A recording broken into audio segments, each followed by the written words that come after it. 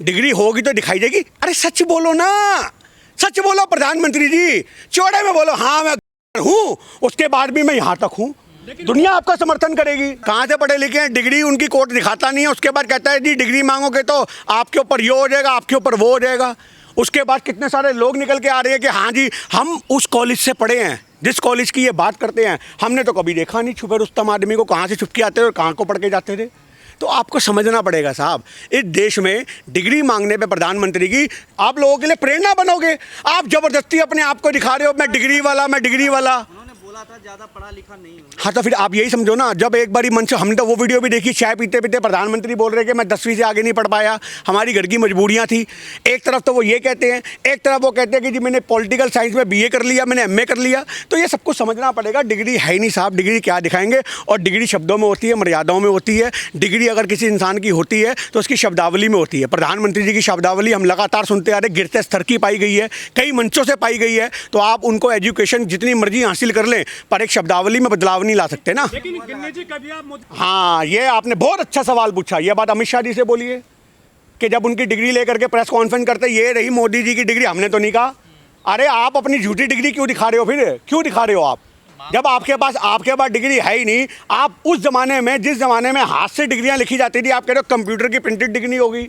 आप समझो, ये तो वही वाली बात होगी कि अडवाणी जी के साथ मैंने फोटो खींची थी जब कैमरा भी आविष्कार नहीं हुआ था। आपने मोदी जी का वो भी बयान सुना होगा कि ये देखो जी मैं फैक्स करता था जिस जमाने फैक्स था ही नहीं। मोदी जी का डंका बजता है, डिग्री की क्या पूछोगे आप? देखिए, आप डंका बजता है या नहीं बजता, वो डंके तो आप 8 बजवा लो। अभी यहाँ मैं आपका इंटरव्यू दे रहा हूँ, मैं अभी यहाँ पे 100 रुपए के पीछे भीड़ खड़ी कर दूंगा, गिन्नी भाई जिंदाबाद, गिन्नी भाई जिंदाबाद। यही ज़मीनी हकीकत है।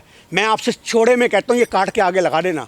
प्रधानमंत्री जी से कहिए मुंह पे गमछा बांधें, अपना भेष बदले, हुलिया, जैसे पुराने ज़माने में राजा लोग किया करते थे, और गली गली ना जा करके चाय की दुकानों पे फड़ियों पे बैठें, और उसके बाद नाई की दुकान में जाके बैठें और अपना भेष तो बदला होगा, किसी को पता नहीं होगा वो आदमी प्रधानमंत्री है, और पूछें मोदी जी कैसे लगते हैं, आपको नजर आ जाएगा प्रधानमंत्री को अपनी हकीकत क्या है ना, वो उसी दिन रूबरू हो जाएगी। वो प्रोपेगेंडा है साहब। उससे पहले अभी लंदन में भी हुआ था, मेरे को दर्शन हो गए, मैं धन्य हो गई। ये सारी औरतों को दर्शन की होते हैं और वही धन्य की होती हैं। आप इस बात को समझो ना। लेकिन आम आदमी पार्टी, मैं एक ही बात कहना चाह रहा हूँ, जिसकी लाठी उसकी भैंस। सत्ता में बैठे लोगों के ऊपर अगर कार्रवाई होगी तो विपक्ष के ऊपर कब होगी, आप इस बात को समझिए। आज जितनी भी ये संस्थाएं हैं उनकी कार्रवाई सिर्फ और सिर्फ विपक्ष को घेरे में लेने के लिए होती है, वोट बैंक पक्का करने के लिए होती है। आज तक ईडी ने छापेमारियां भाजपा के नेताओं पे नहीं करी। आज आप एक कांग्रेस के नेता पे कहते हो 10 करोड़ कहाँ से आए, 12 करोड़। अरे आप एक बार ये भी तो पूछ लो कि नितिन गडकरी साहब का लड़का 17 करोड़ से 514 करोड़ रुपए की संपत्ति कैसे बना गया 3 साल के अंदर, 4 साल के अंदर। आप ये बात जा करके पूछो ना, ऐसा कौन सा धंधा उनको मिल गया। मैं आपसे यही कहना चाह रहा हूँ साहब कि आप एक बार जा करके वहाँ पे ईडी बिठाओ ना, आप बिठाओ किसी भाजपा के नेता पे, आप बिठाओ अमित शाह के लड़के पे, उससे पूछो कि तेरे पास इतने पैसे कहाँ से आए। आप बिठाओ नितिन गडकरी के लड़के के ऊपर, आपको पता लगेगा उनके पास पैसा कहाँ से आया और क्यों आया और किस तरीके से आया। देखिए, हम तो एक ही बात कहते हैं साहब, डिग्री की आवश्यकता इस बात को लेकर नहीं कि आपका प्रधानमंत्री पद है या नहीं है। डिग्री की आवश्यकता इस बात को लेकर के आप फर्जी कितने हैं, आप फर्जीवाड़ा करते हैं। आप एक प्रधानमंत्री के पद पर बैठ के उसकी गरिमा का मान नहीं रखेंगे तो सवाल होंगे ना साहब। आप प्रधानमंत्री हैं देश के और उसके बाद आप कह रहे हैं मैं BA देखो मैंने फलानी जगह में कही, पॉलिटिकल इंटायर साइंस में करी, जो सब्जेक्ट ही नहीं आज तक आविष्कार हुआ उस सब्जेक्ट में तुमने डिग्री हासिल कर ली, कैसे कर ली? हमें भी तो बताओ वो कौन सा सब्जेक्ट है ऐसा। हमने भी पॉलिटिकल पढ़ी, हमें बताओ वो पॉलिटिकल इंटायर साइंस में प्रधानमंत्री जी सिर्फ एक बार वहाँ पे आके मंच में बता दें कि पॉलिटिकल इंटायर साइंस के सब्जेक्ट कौन कौन से थे। आप डिग्री छोड़ दो यार, आप ख़त्म कर दो, आप सारी बात छोड़ो। पॉलिटिकल इंटायर साइंस करने वाला BA पढ़ा हुआ होगा ना, यानी कि आप उसको मानते हो ना, वो 8 साइड का पढ़ा होगा। आप इनसे ये पूछ लो 8 साइड के सब्जेक्ट कौन से होते हैं, ज्योग्राफी, पॉलिटिकल साइंस में, भूगोल में और इसमें राजनीतिक विज्ञान में फ़र्क क्या है, इन्हें वही नहीं पता होगा। देखिए, हम तो एक ही बात कहना चाहते हैं, हम उसके लिए तैयार हैं। आपने देखा होगा राहुल गांधी जी की गांधीगिरी, उनको काले झंडे दिखाए गए, काली शर्टें पहन के उनका विरोध किया गया, और उसके बाद वो उन सारे संघियों कहते हैं आओ आओ, 4-5 तो भग जाते हैं सिक्योरिटी देख के, और भाई हमें लपेटना दे खामा खाम में पकड़ करके। समझ रहे हो इस बात को, कितना ज़्यादा इनका ऐसे ऐसे होता है, ऐसे काहे को तुम विरोध कर रहे हो, चौड़े में करते हैं ना, मुर्दाबाद मुर्दाबाद तो तुम फटाफट से कर रहे हो, और जब तुम्हें रोक के बंदा कह रहा है ला भाई मेरे मुंह पे बोल मुर्दाबाद, तो भग गए, इक्का दुक्का हौसला करके आ गया, हाँ जी हाँ जी हाँ जी। उसको भी राहुल जी ने टॉफ़ी दी और टॉफ़ी मुंह में डाल के चुपचाप निकल गया। आप इस बात को समझो, टॉफ़ी 1 रुपये की टॉफ़ी खाने के लिए, 2 रुपये की टॉफ़ी खाने के लिए आप आए थे क्या? उसका मतलब समझो संदेश था कि तुम हमें नफ़रत दोगे, हम तुम्हें मोहब्बत देंगे, तुम हमें गाली दोगे, हम तुम्हारे मुंह में मिश्री देंगे। ये राहुल गांधी जी का संदेश है, ये प्यार का संदेश कांग्रेस पार्टी देती है। भाषा की मर्यादा हमें लगता है संस्कारों में प्रधानमंत्री जी के नहीं है, हमने उनके मन से सुनी है। हाइब्रिड बछड़ा किसको कहा गया था? ये राहुल जी को कहा गया। जर्सी गाय किसको कहा गया था? सोनिया जी के लिए कहा गया था। कांग्रेस की विधवा किसको कहा गया था? सोनिया जी के लिए कहा गया था। तो आपको समझना पड़ेगा साहब, भाषा की मर्यादा तो प्रधानमंत्री नहीं रखते। और अगर आप राहुल गांधी जी की बात करो तो आप उनके शब्द बता दो, अगर उन्होंने ऐसी शब्दावली का प्रयोग किया हो। आज कोई भी चलता फिरता आदमी भीड़ में घुस जाएगा और इस तरह की बात करेगा तो आप उसे कांग्रेस से जोड़ दोगे? ना तो वो गाली देने वाला मोहम्मद रिजवी, ना तो वो कांग्रेस का बंदा है, ना आज की डेट में कांग्रेस का चुनाव लड़ा बंदा है, तो आप कैसे कह दोगे? ना कांग्रेस का पदाधिकारी, ना कांग्रेस का चुनाव लड़ा लेता। मंच तो कांग्रेस का, तो कांग्रेस के मंच पे तो कोई भी चढ़ सकता है। और एक मैं फिर बता दूं आपको ये बात, अगर एक रैली आगे जा रही है ना और उसके जाने के बाद मंच पीछे जो होता है उस पर तो आप चढ़ जाओ, कोई चढ़ जाए। भाई साहब, मंच पे चढ़ना या ना चढ़ना वो तब तक की बात होती है जब तक वो रैली की यात्रा वहां तक नहीं पहुंची। जब तक राहुल गांधी जी उस मंच तक पहुंचे उस समय तक अगर ऐसी घटना हुई है तो आप बताओ, उनके उस मंच को क्रॉस करने के बाद अगर पीछे से कुछ भी हो रहा है, मैं कह रहा हूं तोड़फोड़ हो रही है, कुछ भी हो रही है, वो तो आम जनता है। आम जनता माइक पर चढ़ जाएगी। कितने ऐसे प्रदर्शन होते हैं, कितनी ऐसी रैलियां होती हैं कि आम जनता वहां से अपना उठाती है माइक और जिंदाबाद जिंदाबाद के नारे भी लगाती है। अब उसके दौरान अगर ये षड्यंत्र हुआ है, साजिश हुई है, तो हम तो ये भी कहते हैं भाजपा की साजिश है। हम तो क्लियर कहते हैं, क्योंकि इनके पास और कोई हथकंडा तो बचा नहीं, क्योंकि राहुल गांधी ने सारी पोल खोल दी। बिहार के अंदर चाहे SIR की हो या चुनाव आयोग की हो या वोट चोरी की हो, उनकी यात्रा लगातार सफलता की सीढ़ियां चढ़ रही है और ये बात भाजपा को हजम नहीं हो रही। तो कहीं ना कहीं तो डाइवर्ट करना था ना भाई साहब, यात्रा को कहीं ना कहीं तो डाइवर्ट करना था। तो डाइवर्ट करने के लिए अपने आप को गाली दिलवाना कौन सी बड़ी बात है? बेचारे गरीब तो हम तो खुद कहते हैं साहब, माँ की गाली या बहन की गाली तो हमारी संस्कृति या मर्यादा में होनी नहीं चाहिए। पर आपको हम यही बात कहना चाह रहे हैं कि आज हम वो बात भूले नहीं हैं। ये मर्यादा की बात ये हमसे ना करें।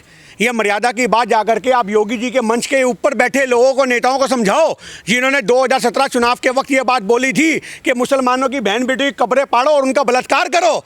ऑन रिकॉर्ड है ये बात, आप बात कर रहे हो।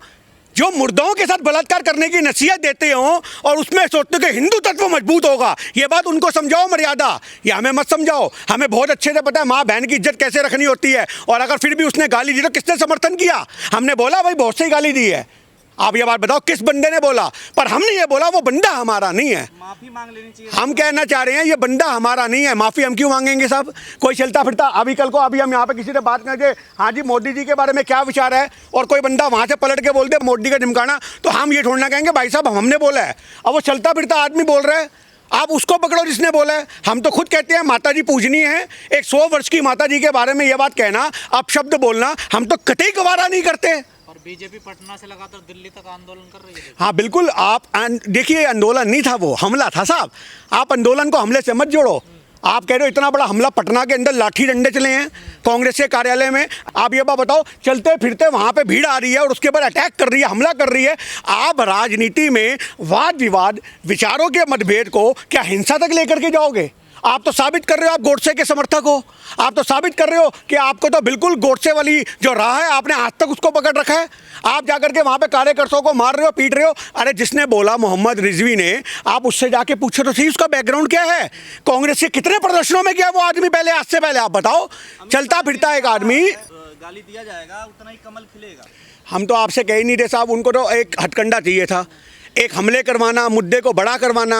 हम ये बात भूले नहीं है, ये वही देश है और ये वही पार्टी है। एक पूर्व प्रधानमंत्री अटल बिहारी वाजपेयी जी, एक सम्मानित प्रधानमंत्री, हम भी उनकी इज्जत करते हैं, उसको गली गली मटके में घुमा देना, आप समझो इस बात को। मटका यात्रा होगी जी, कलश यात्रा होगी जी, देखो जी अटल बिहारी, अरे दुनिया उनका सम्मान करती है। आप मटकों में घुमा घुमा के क्या कर रहे थे? आप वोट बैंक बक्का कर रहे थे। आज पुलवामा हुआ, आपने क्या किया? गली गली उतर करके आपने वोट बैंक बक्का किया। आज हर मुद्दे पे जब कोई शहादत होती है तो आप उन पर वोट मांगते हो। आज आपको गाली दे करके आपने वो मुद्दे को भी वोट बैंक से जोड़ दिया कि गाली दी गई, हमें वोट दो, हम गाली का जवाब वोट से देंगे। अरे आपको समझना पड़ेगा कि हमारे देश के अंदर ऐसी कांड आपको करने वाले भाजपा के ही मिलेंगे। आज से पहले जितनी भी घटनाएं हुई हैं उसमें भाजपा के जुड़े। हम भी इल्जाम लगाते हैं साहब, किसी को 10-20 हज़ार रुपये देके मंच पे चढ़वा दो। और एक बात बताओ, जब राहुल जी वहां से चले गए, एक आम आदमी अगर वहां पे माइक पकड़ के खड़ा, उसकी वीडियो किसने बनाई? आप सोचो ना साहब, ये पूरा षड्यंत्र था कि जैसे ही, मेरी बात सुनिए, ये पूरा षड्यंत्र था कि जैसे ही राहुल जी आगे निकलेंगे, मंच पे एक आदमी चढ़ेगा, वो आदमी माँ की गाली देगा और दूसरा आदमी उसकी वीडियो बनाएगा और वहां से वो वायरल होगी। और आप ये कह रहे हो कांग्रेस के बंदों ने तो उसको पकड़ के पीटा तक है।